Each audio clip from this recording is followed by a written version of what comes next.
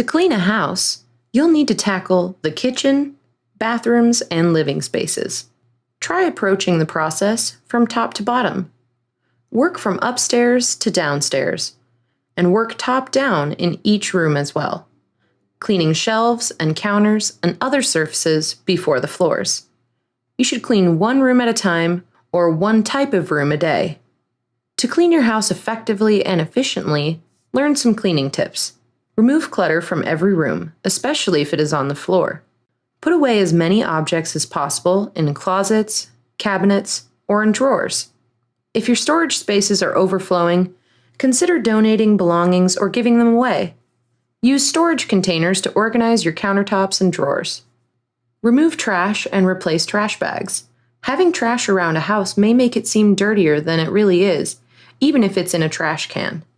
Clean each surface in every room. Remove everything from a surface before you wipe it with a wet cloth or duster. You can use store-bought cleaners to clean, or you can make your own cleanser by mixing 3 parts water with 1 part vinegar.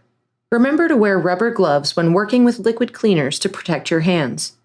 Microfiber towels are also great on their own for wiping dusty surfaces.